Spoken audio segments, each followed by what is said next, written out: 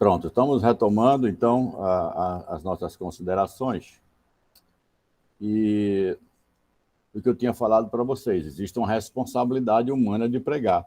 O apóstolo Paulo diz, ai de mim se eu não pregar o evangelho. Então, voltando rapidamente para a questão da Rivana, a responsabilidade que nós temos é denunciar o evangelho. Se o outro não faz, é uma questão dele e de Deus. Eu vou cumprir a minha tarefa. Então, essa é uma responsabilidade individual. E também eu sou responsável pelas minhas ações, para dar um bom testemunho, para nas minhas ações eu poder ser visto e as pessoas glorificarem a Deus. Foi isso que Jesus Cristo disse lá em Mateus capítulo 5, 13 em diante. Vocês são o sal da terra. Se o sal não presta, não vale para nada, se o sal não tem sabor. Vocês são a luz do mundo. Vocês têm que brilhar no mundo. Assim brilhe a vossa luz diante dos homens, para que os homens, vendo as vossas boas ações, glorifiquem ao nosso Pai Celeste que está nos céus. Então, nós somos digamos assim, esse showroom do reino de Deus. Se as outras pessoas não estão fazendo isso, elas vão dar conta a Deus. E é o que diz exatamente o profeta Ezequiel, né? Quando ele diz assim, que nós que somos estabelecidos como profetas da casa de Israel, se nós vemos o perverso no seu mau caminho e não avisamos ele do seu mau caminho, Deus diz, eu vou cobrar essa vida da tua mão. Ele perecerá no seu mau caminho, mas eu cobrarei aquela vida, aquele sangue de você. É algo muito, muito sério de quem já conhece a graça e se cara. Por isso que eu disse, cada um vai dar conta de si mesmo diante de Deus. Então, eu vou trabalhar com o primeiro aspecto rápido e vai dar bem para conectar com o que a Rivana falou. É o que nós chamamos, são os 4 P's da evangelização. O primeiro P é a evangelização de presença. Eu quero diferenciar aqui da teologia católica, que ela define a evangelização como qualquer coisa boa que você faz para uma pessoa. Então, se você ajuda um pobre a comprar um fogão, você está evangelizando. Se você ensina uma pessoa que não sabia ler a ler, você está evangelizando. Note que no nosso conceito de evangelização é muito mais amplo do que essa perspectiva católica romana. Na nossa evangelização eu ser instrumento de Deus para aquela pessoa venha a conhecer a revelação de Deus, o que Deus deixou escrito acerca do ser humano que é pecador, que ele está morto nos seus delitos e pecados, que ele está em situação de inimizade contra Deus, de que ele está debaixo da ira de Deus porque ele pratica coisas que Deus não pode aceitar nem concordar. Mas existe a graça, existe uma oferta de perdão que passa pelo arrependimento, pela fé em Jesus, pelo confessar o poder e aceitar a Cristo, que nós colocamos, né? Concordar com a graça de Cristo na sua vida, essa responsabilidade humana, e aí nós temos a transformação, isso na perspectiva humana. Entretanto, a evangelização de presença, ela tanto pode ser verbal, quanto ela pode ser não verbal. Deixa eu tentar explicar isso aqui.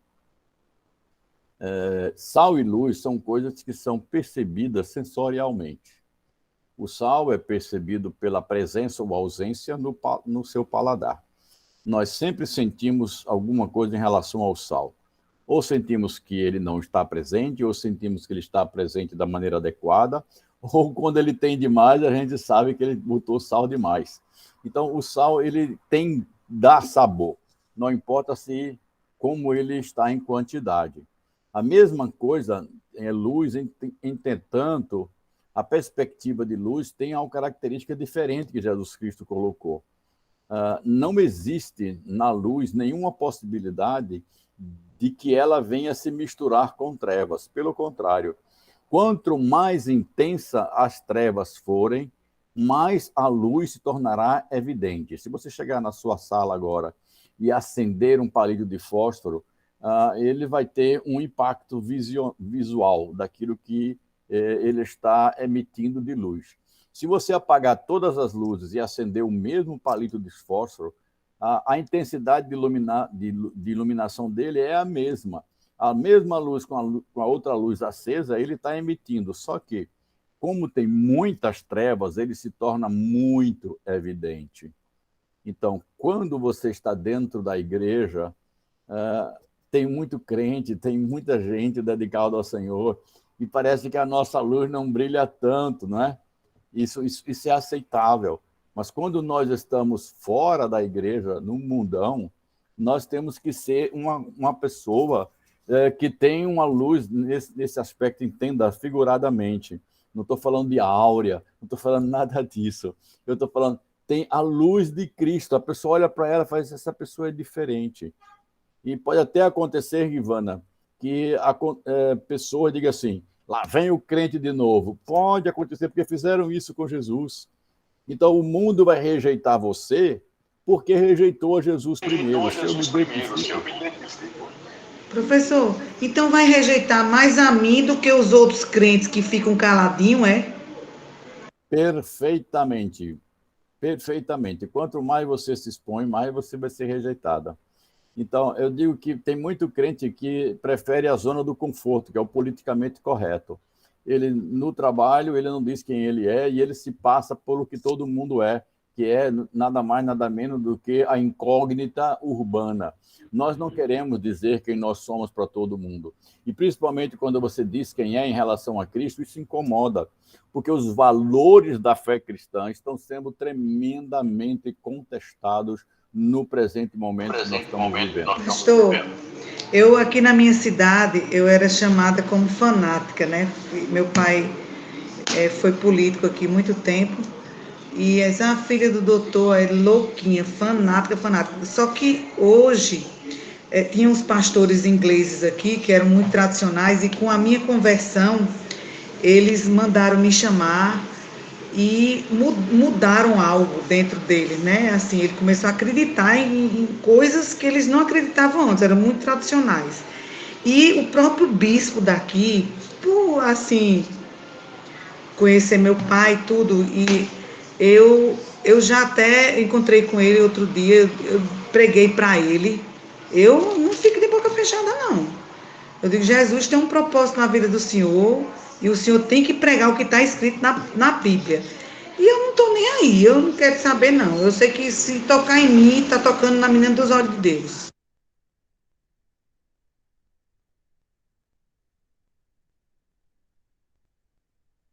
Está fechado, professor. Verdade. Eu digo que o crente deve ser como uma espécie de fio desencapado. Encostou, leva choque. E quem mais faz isso são os irmãos da Assembleia de Deus. Realmente, eles eu sou batizada na Assembleia de Deus. Pois é uma prática da sua igreja essa disseminação de todos pregarem o Evangelho. Então, o bom perfume de Cristo, nós temos que entender que também no mesmo texto de 1 Coríntios 2, ele diz que para uns é cheiro de morte, para os que rejeitam é cheiro de morte. Ou seja, crente é a pior coisa que tem. Seguir a Jesus é a maior loucura, pirou da vida, está perdendo o bom da vida, deixou de experimentar os prazeres da vida, agora só fala de Bíblia, só fala de oração, só quer saber de igreja. Fizeram a cabeça, ficou doidinha, não é o seu caso. Jesus Cristo também foi chamado de doido, né? Alguns disseram que ele estava fora de si, e Maria e os seus irmãos foram lá tentar pegar ele, porque ele estava meio doido. Isso está lá no Evangelho de 13. Porque, pastor, eu não sou nada. E eu falar com o bispo, que aparentemente, né, a pessoa que é bem respeitada diante da cidade, e quando eu disse a ele, eu sou evangélica e sou missionária da palavra do Senhor Jesus. Ele baixou a cabeça. Eu disse, eu tenho uma palavra para o senhor. Ele baixou a cabeça. Eu não sou nada para ele. Ele baixou não diante de mim, porque eu não sou nada, mas diante daquele que pode todas as coisas. Pois é, Ivana, mas ele pode ter simplesmente baixado a cabeça e dizer assim, essa aí é fechada, é tapada, não adianta responder, não. Você não sabe o que está dentro do coração. É verdade. Pode ser até por educação. Então, exatamente. Então, você fez a coisa certa, deixa o Espírito Santo usar e não se preocupe. As boas obras do reino, é que mostra que o crente é diferente. Aqui a gente usa dinheiro da gente, muitas vezes, para fazer coisas que é obrigação do Estado. Então, nós começamos a mostrar que eu fui eleito, fui escolhido por Deus para fazer boas obras. Aqui eu não estou falando só falar, eu estou falando que também fazer. A atuação, a pessoa diz assim, poxa, essa pessoa aqui, ela faz, olha o que ela está fazendo. Então, é tal maneira que o meu testemunho, a minha maneira de agir, as minhas intervenções particulares, leva a pessoa a perguntar por que eu faço isso. Então, agora é justamente essa boa obra. Lá em Efésios 2, diz que pela graça sois salvos, isso não vem de vocês, é dom de Deus, não por meio de obras, para que ninguém se glorie. Mas ele diz que Deus nos escolheu para que nós praticássemos as obras que ele planejou desde a fundação do mundo. Então, o crente não foi chamado só para falar, mas foi também chamado para agir, para intervir, para fazer alguma diferença naquilo que ele pode dentro da realidade que está ao seu redor. E em nível de igreja, as ações são coletivas. Ou seja, a missão da igreja é como um avião que tem duas asas. Uma asa simboliza a evangelização, o anúncio, a pregação do evangelho. A outra asa é a ação social, as boas obras de misericórdia. A igreja agindo, cuidando, mesmo daqueles que não são crentes, mas primeiro nos dá a família da fé. Então, são as oportunidades de mostrar à pessoa, fazendo para elas o que Cristo significa para mim e como ele me leva a fazer essas coisas. Gente, nós nos esquecemos que Jesus Cristo cuidou dos enfermos, curou enfermos, pessoas limitadas foram por eles ajudadas e transformadas, pessoas endemoniadas foram libertas, pessoas com fome, Jesus Cristo multiplicou 2 vezes o pão para dar de comer. Ou seja, há um exemplo que eu não posso fechar os olhos, que é aquela mão estendida de misericórdia. E ele chegou até a dizer assim, dê a todo o que te pedem.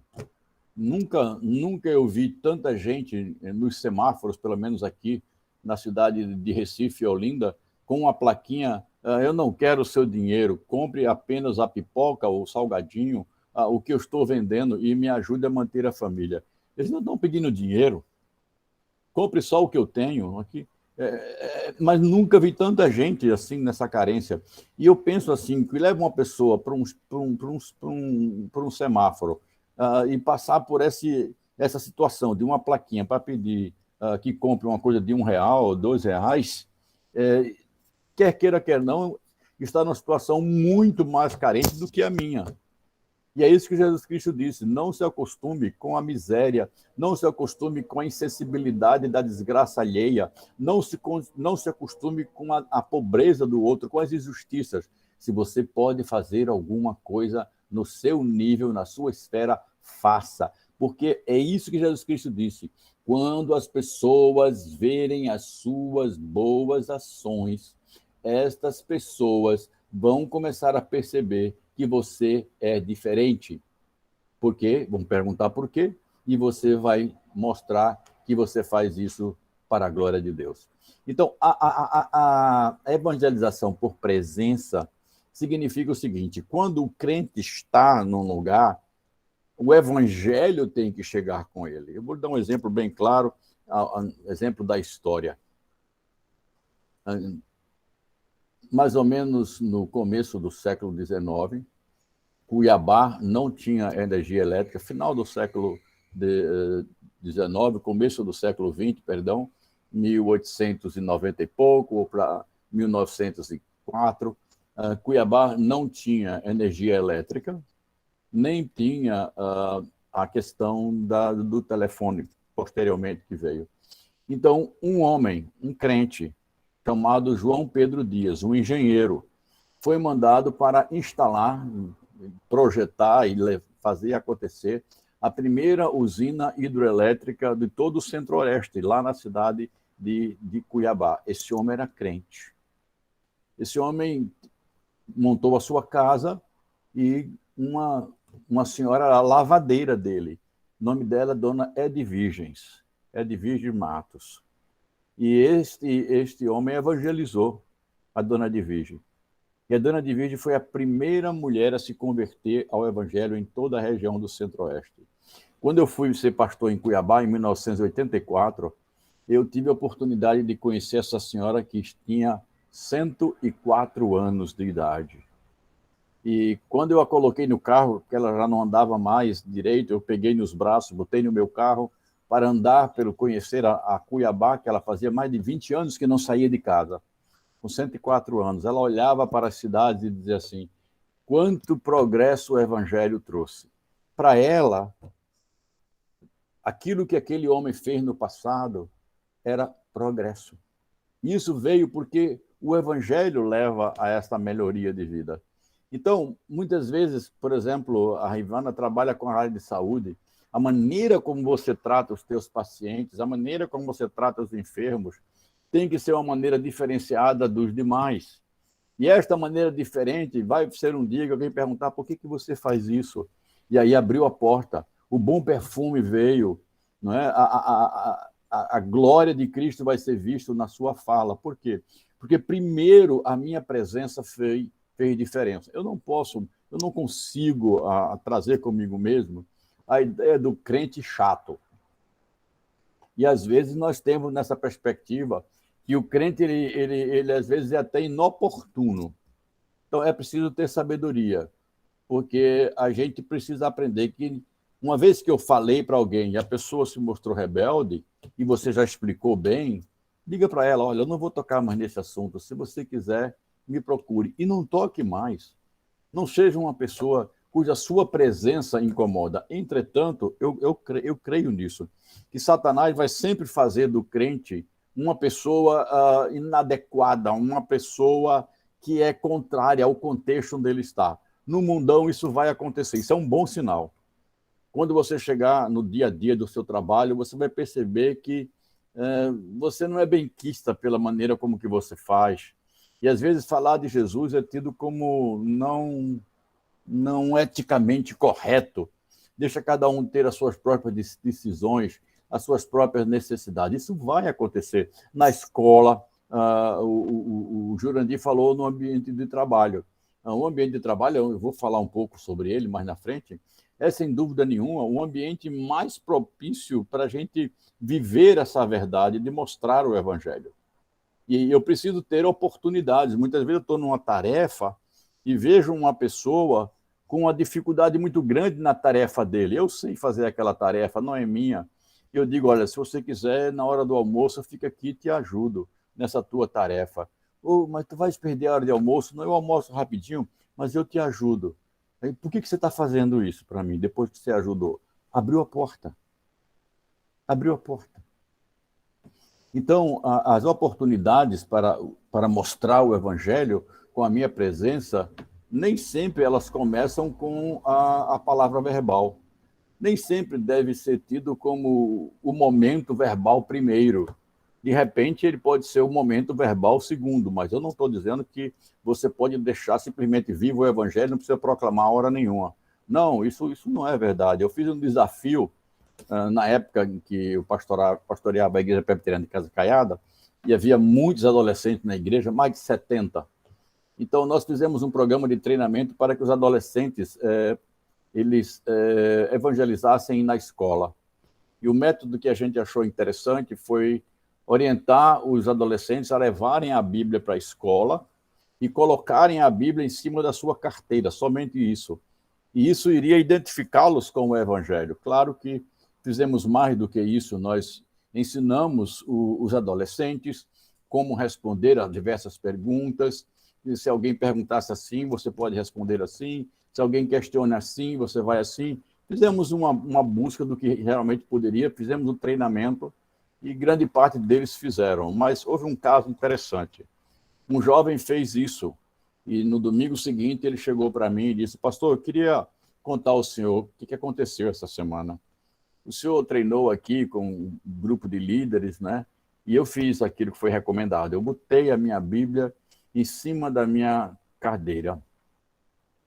E aí, meus amigos e amigas começaram a chegar e perguntaram, tu és crente, tu és crente, tu és crente? E ele disse, sim, eu sou. E uns gozaram, outros riram, mas rapaz, é que é isso, tal, etc. Mas, pastor, o que aconteceu no outro dia foi muito forte. Quando eu cheguei na escola e perto da minha sala de aula tem um corredor, e eu ia com a minha mochila, eu ia entrar em sala de aula, pastor. E estava grande parte dos meus amigos e amigas, colegas da escola, formando um corredor ao lado da parede até a porta da minha sala. Quando eu comecei a passar por aquele corredor de amigos, eles começaram a cantar bem alto. Glória, glória, aleluia, e só faziam isso. E aí eu, entendendo a pressão de grupo de um adolescente, o adolescente ele é gregário, quando ele se vê rejeitado pelo grupo, aquilo é um banho de água fria numa noite de muito frio. Então, ele deve ter sentido um impacto muito grande, menosprezado, sentir-se diminuído, rejeitado. E ele disse para mim, nas palavras dele, pastor, eu me senti muito mal quando passava por aquele lugar. Mas quando eu estava andando ali, pastor, foi como que uma voz aqui no meu ouvido dissesse assim, eles estão fazendo isso porque você é meu filho. Eu creio que o Espírito Santo faz isso. E aquele adolescente disse, pastor, eu senti assim uma força e eu passei e entrei. Eu sabia que aquele adolescente estava sofrendo com isso. Orei por ele, pedi força a Deus para ele, falei da importância de se identificar com Cristo, mesmo que isso provoque reações contrárias e rejeição pelos seus amigos. Vou lhe mostrar o final da história, para não ser muito demorado. Passou-se algum tempo, esse rapaz me procurou, esse adolescente.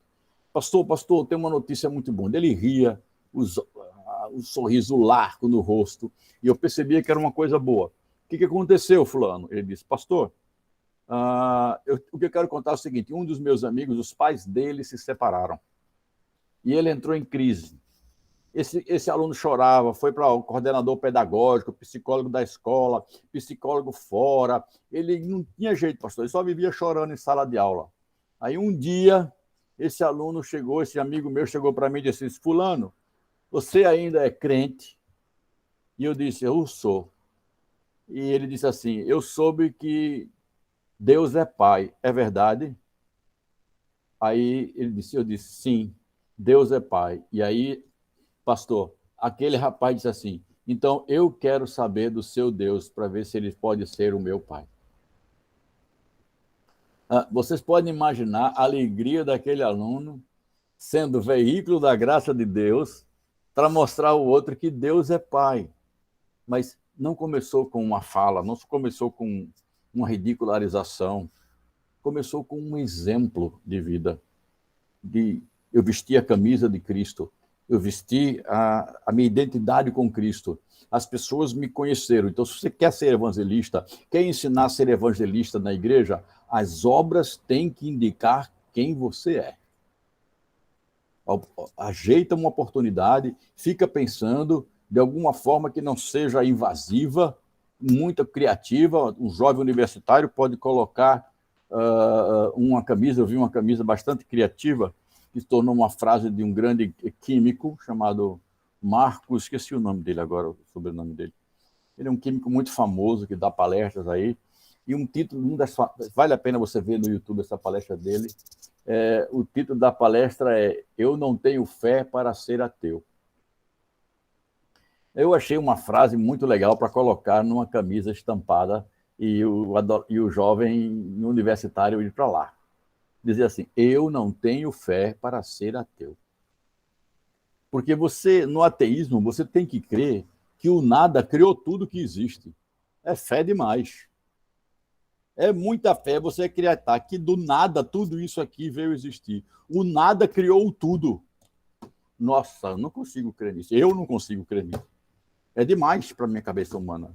Mas o ateísmo vai dentro dessa linha. Se ele não tem Deus, se não existe Deus, ou ele crê que a matéria é eterna, ou que o nada criou tudo que existe.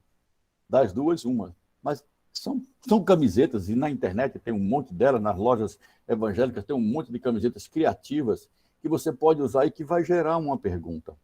Eu vou trabalhar com alguns métodos daqui a pouco, vou mostrar a vocês alguns exemplos que estão na Bíblia e que podem ser contextualizados. Diga, Luana. Professor, eu gosto muito de literatura brasileira. E tem uma, você falando de camiseta, eu recordei agora. Tem uma frase que é muito conhecida dos poetas brasileiros, que é a bandeira é de Manuel, a rosa de Guimarães, e aí vai citando, Machado era de Assis, e aí mais feliz mesmo era o Jorge que era amado. Aí eu mandei fazer uma camiseta com essas frases, risquei mais feliz mesmo era o Jorge que é amado, e coloquei mais feliz mesmo é aquele que teve seus pecados perdoados. Aí eu me recordei agora que eu mandei fazer essa camiseta para mim. Muito legal, você está instigando, usando uma forma. Foi isso que o apóstolo Paulo fez lá na igreja de Atenas. Ele chegou, olhou, viu o que é que tinha, as pessoas eram idólatras, tinha vários templos, vários altares. Ele entendeu qual era a filosofia do local, o que essa filosofia dizia, e quando deram a oportunidade para falar, ele diz: atenienses, vejo que em tudo vocês são religiosos. E vocês dizem aí, como diz um dos filósofos de vocês, em Deus nós existimos e nos movemos. Ele está citando Sêneca ali, ó. Ele está pegando um dos filósofos gregos ali, ó, pá, derramou para eles aqui, o pessoal ficou olhando para ele assim: quem é esse rapaz? Mas eu quero falar para vocês de uma outra coisa. Pá, aquele altar que vocês têm ali, ó, do Deus desconhecido, vocês não conhecem, mas eu conheço. E eu vim falar daquele Deus que vocês não conhecem. O pessoal fez: como? Quem é? Veja como ele atraiu. Ele pegou, criou. Esse aqui que eu estou colocando, essa minha última coisa. Criou oportunidades para mostrar a Cristo. Você ali com essa camiseta, você está se identificando e criando uma oportunidade. No mínimo, alguém pode ter chegado para a Luana e te perguntado assim: tu acredita mesmo nisso, Luana? Abriu a porta. Agora é a pessoa que está perguntando, e eu digo assim: olha, você tem 5 minutos para me ouvir. Se você tiver 5 minutos para me ouvir, eu te explico. Agora, sim ou não é meio difícil. Eu ainda deixo a curiosidade, né? Porque a gente está abrindo portas. Eu quero um terreno que me ouça. Agora, o que ela vai fazer, no caso, a Rivânia, né, ela recebeu um checkmate para ir para a igreja de uma amiga, ou vai ou morro. Então, ela foi numa condição extremamente difícil, mas o Espírito Santo usa de várias maneiras. É isso que eu estou querendo mostrar para vocês. Eu posso trabalhar na perspectiva da presença, e isso é meu, está na minha responsabilidade. A contextualização é uma realidade minha. Eu é que estou vendo, eu é que estou percebendo, sou eu que paro, eu penso, eu imagino, eu diagramo ações que não ferem os princípios das Escrituras e que, vivendo no mundo, começa a dizer às pessoas quem eu sou. Isso é um pressuposto.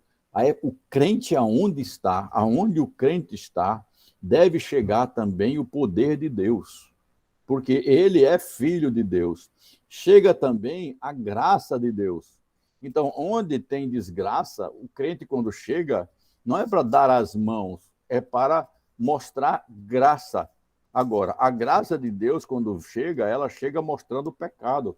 E às vezes isso é incômodo. Deixa eu colocar um exemplo aqui, vale muito nesse momento, nesses minutos finais que nós temos aqui. No meio universitário, o tempo que eu fiz universidade, minha esposa também fazia, eu fazia ciência da computação e ela fazia psicologia 2 andares abaixo, e éramos noivos nessa época.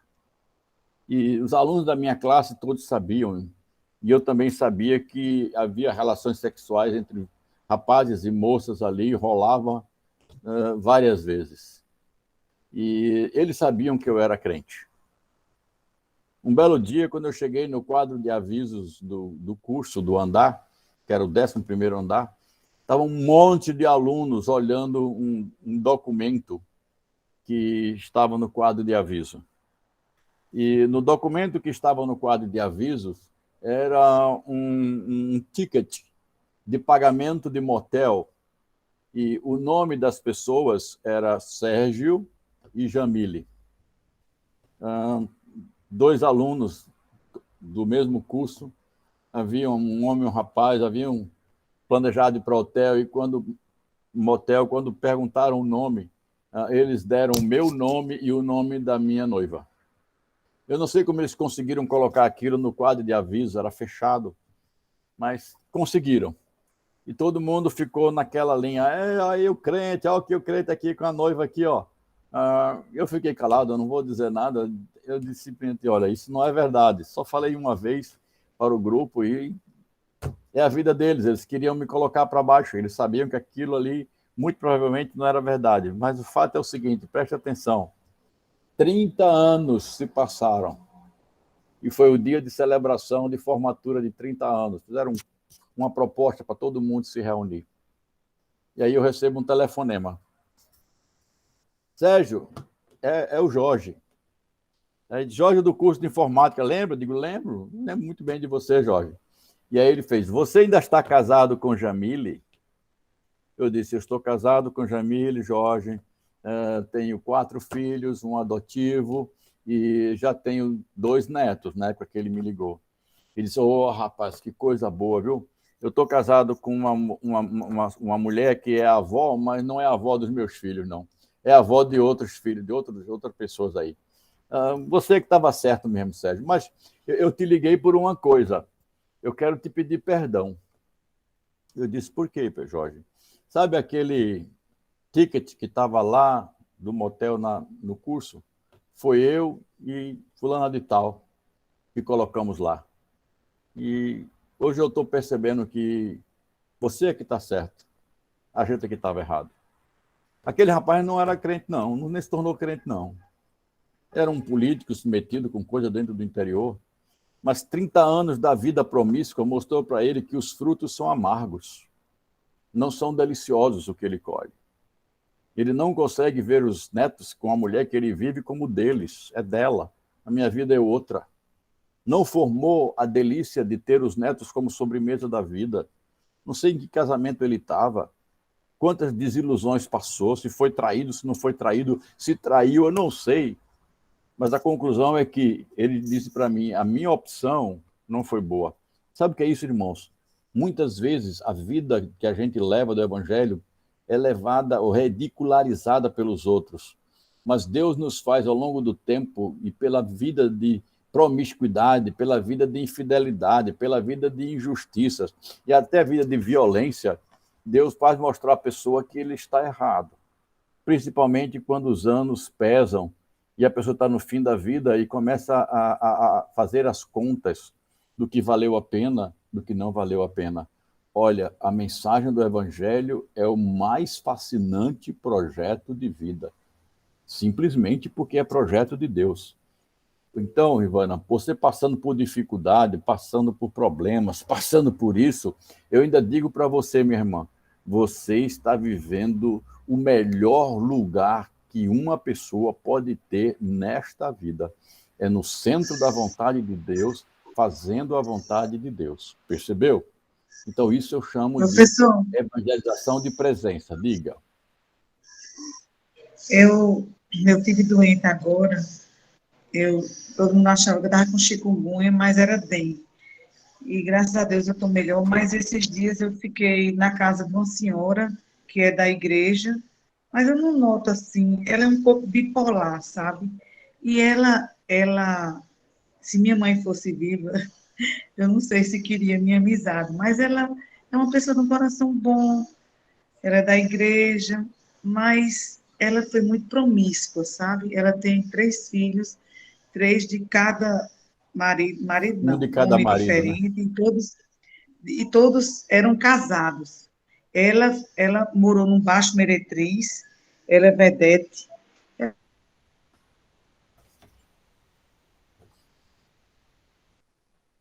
ainda tem Ah, 70 anos, e ela grande amor da vida dela, era muito rica, esse homem aqui, deu tudo a ela, ela disse que abriu um Baixo Meretriz, sei lá como é que chama esses lugares, lá na cidade dela, em Pernambuco. E ela, assim, eu não vejo, Deus me perdoe, eu não vejo muito arrependimento, sabe? Ela disse que era feliz, que eles deram vida boa a ela. Eu digo, meu Deus, eu não sei como ela não tem vergonha, sabe? É assim, eu não vejo mudança. Eu digo, meu Deus, será que ela está olha, dentro da igreja, mas o evangelho não entrou dentro dela? exatamente. O fato de alguém estar na igreja não é garantia que essa pessoa foi transformada pelo Evangelho. Você não pode julgar as pessoas, mas a Bíblia diz que os frutos vão colocar. Ninguém que foi transformado por Cristo olha para a sua vida de pecado dizendo que foi boa. Ninguém. Há um senso de inadequação, um senso de arrependimento, um senso de tristeza. Eu conheci um homem de 50 anos e eu estava falando para ele de santidade de vida, do que é preservar o evangelho, do que é o evangelho livre. Esse homem começou a chorar em sala de aula. Chorou, e eu parei a aula e eu perguntei, meu irmão, por que isso está acontecendo? Por que você está chorando? Você pode falar? Ele disse, pastor, eu conheci a Cristo depois dos 50 anos de idade. Ele devia ter uns 55, mais ou menos. Isso eu conheci a Cristo depois de 50 anos de idade. E eu lamento muito não ter conhecido a Cristo antes. Porque eu fiz muita coisa errada, eu cometi muitos erros. Eu coloquei muita prioridade errada na minha vida. Como eu lamento, como eu gostaria de ter conhecido o Evangelho, como esses irmãos aqui, tinha algumas pessoas que tinham dado testemunho, que haviam nascido numa igreja evangélica, conhecido o Evangelho desde criança e durante a vida permaneceram na igreja. E ele diz assim, como eu lamento nisso. Bom, Deus, na sua sabedoria, como eu falei antes da eleição, aprove chamá-lo aos 50 anos. E ele tem uma consciência de arrependimento muito forte. E, às vezes, Rivana, o crente, por estar dentro da igreja, ele, às vezes, dilui e negocia a sua vida de santidade, por, às vezes, estar acostumado com aquela vida, e, muitas vezes, uma vida dupla. Ele vive uma realidade na igreja e vive outra realidade quando sai da igreja. Então, talvez algumas pessoas, não quero julgá-las, como você falou, vivem uma realidade na igreja, mas quando estão no ambiente do trabalho, eles vivem uma outra realidade. Sim, essas pessoas precisam ser confrontadas, em nome de Jesus, com o amor. Essas pessoas, você pode chegar perto e perguntar, olha, meu irmão, eu estive orando por você, mas eu tenho uma pergunta. Por que você não faz coisas que mostrem que você é Jesus, é de Jesus para as pessoas? Você não poderia saber? Não sei o que, não, desculpe, eu não queria incomodar, eu só queria dizer para você que eu não consigo. Então, algo assim, entendeu? Você não pode chegar confrontando, batendo o martelo de cima para baixo e rasgando o verbo e cortando. Não. É bom perfume, é sal e luz, é boas obras como evidência do valor do reino, é oportunidades para mostrar para Cristo. Ela me, ela disse que eu quero ser muito santarrona. E não, só a mais pecadora sou eu. Mas eu tento seguir a Cristo, mas não é fácil. Agora, ela diz que não precisa casar, que Deus deixou o homem para a mulher e se juntar é a mesma coisa. Eu digo, não, mulher, não é isso que o É bom pastor ela ler quer 1 falar. Coríntios capítulo 7, fala direitinho sobre isso aí. Eu pergunto o seguinte, se você não precisa casar, eu vou abrir o parênteses, que meu tempo terminou, não vou entrar no outro assunto, mas vou lhe dar subsídio, né? Vamos supor que ela vai tirar um passaporte, e ela está preenchendo o formulário do passaporte, e ela está vivendo com um homem que não precisa casar. Quando lá ela está tirando o passaporte, perguntar assim, Estado Civil, o que é que ela vai botar? Ela pode colocar casada? Não. Não pode. Está abrindo uma conta do banco. Aí o banco faz Estado Civil, ela pode botar casada? Não. Não pode. Ela nunca casou. Então faz Ela diferença. é frustrada, eu acho. Então faz diferença. O que eu quero dizer a você é que existe um Estado civil reconhecido por onde nós moramos. Se você está dando o máximo, que é o seu corpo, que é o seu convívio, por que você não dá o menos, que é o que o Estado pede? Um documento que comprova o máximo que você deu. Por quê? Por que essa dúvida? Por que essa dificuldade? Se o máximo já foi dado, você já se entregou fisicamente para essa pessoa. São questões que não é o nosso foco aqui. Mas eu sinto assim, Deus sabe, coloca... pastor? Sem mudar um pouco do assunto, é como que ela queria que eu caísse nessa tentação. Deus me perdoe se eu estiver julgando, mas é como que ela disse, você está perdendo o melhor da vida. Sabe o que acontece? As pessoas que justificaram, que criaram uma estrutura para a mente não mais acusar, quando está junto de um crente, isso incomoda. A figura de um crente que é obediente à palavra de Deus incomoda a vida de um crente que está em pecado. Então, a única maneira é, deixa para lá, essa pessoa é maluca, ou eu vou tentar convencê-la a vir para mim uma situação como eu. Então, a minha cabeça vai ficar mais tranquila. Mas como você não entra nisso, você é um incômodo para essa pessoa. Ela vai sempre colocar você de lado, ela não vai partilhar a vida dela com você, porque você a incomoda. Sua obediência às Escrituras incomoda a ela. Isso acontece. Isso acontece. Verdade. Entendeu? Queridos, na próxima segunda-feira, eu vou falar sobre a evangelização de proclamação. E a evangelização de proclamação é a estrutura mais ampla. Nós vamos ver a evangelização de confronto, nós vamos ver a evangelização por amizade e vamos ver a evangelização através da literatura. Depois tem um outro mais rápido, que é a evangelização de persuasão, e o último item é a evangelização de poder. Como é que essas 4 ações são entendidas? Então, vejam, os 4 P's da evangelização é presença, proclamação, persuasão e poder. Não são 4 opções. As 4 coisas fazem parte da evangelização. A minha presença, a minha proclamação, a minha persuasão e a manifestação do poder de Deus através de mim. Deu para entender? Amém. Então, hoje nós ficamos por aqui. Alguma pergunta? Professor, eu queria saber sobre aquele manual, aquele livro que o pastor falava que ia mandar para Eita, é nós. verdade, eu esqueci de mandar, vou mandar. Assim que terminar aqui, eu mando para a Jéssica, e aí Jéssica distribui para os irmãos, tá bom? Tá bom, bem. Deus abençoe, graça e paz para todos. Amém. Obrigado. Bom dia, boa noite. Paz. Bom dia, né, Benedito? Bom dia. Já são 3 horas de madrugada. Meu Deus. Deus lhe abençoe o esforço. A paz, Obrigado. todos. A paz.